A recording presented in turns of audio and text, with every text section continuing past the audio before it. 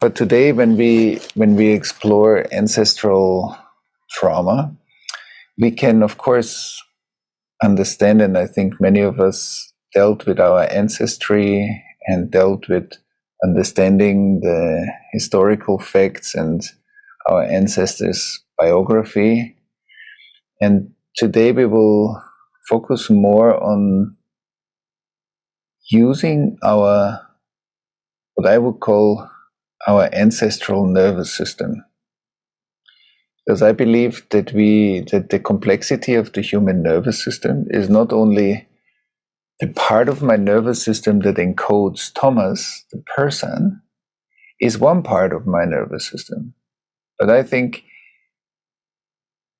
and that's also what I see in many of the ancestral and collective trauma processes, that the part of me that I need to tune in with my own ancestors or the ancestors of people I work with is not just my personal nervous system. That goes beyond. That's why I think every human being, the complexity of our nervous system is individual, ancestral, and collective. That we have also a collective nervous system that lives in us. In every human body lives a collective nervous system. Somebody wrote, how can I discern if you're talking about individual trauma or ancestral trauma? And of course, I can try to intellectually figure that out, but the only way I can really discern it is when I can feel it. When I have a direct experience of either a biographical trauma in myself or in my clients, because I have many people that work with clients, it has a certain quality to it. It lives in a certain radius of the person's inner sphere. An ancestral trauma lives in a different radius, either on the parental radius, on the grandparents' radius, on the great-grandparents' radius. And that's why sensing, systemic sensing, also applies to that I can discern, oh, it's a first generation biographical trauma, it's a second generation trauma, it's a third generation trauma, it's a fourth generation trauma.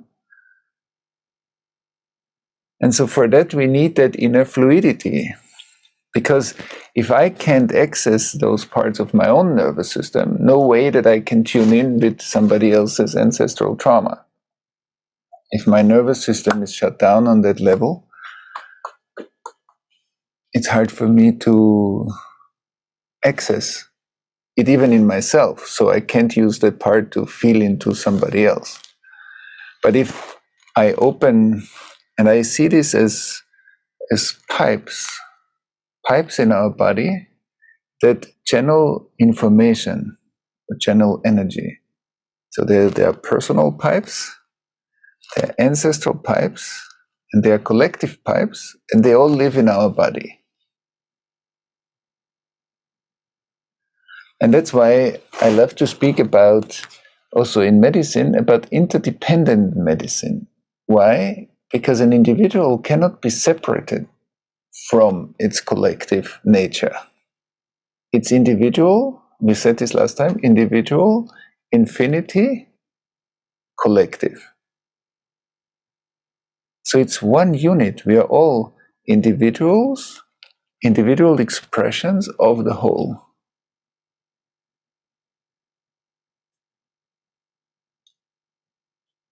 And so I believe the more people and the more we practice individual, ancestral, collective attunement and opening the pipes, the energy channels, or the parts of our nervous systems that we need for that, we are going to develop like collective competencies that will grow in the world.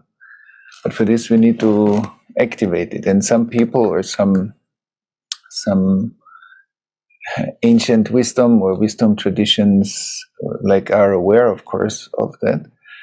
But in a more separate, hyper-individualized world, maybe we put a lot of energy on the individual and less energy on the ancestral and collective space, because we were more trained to be a person.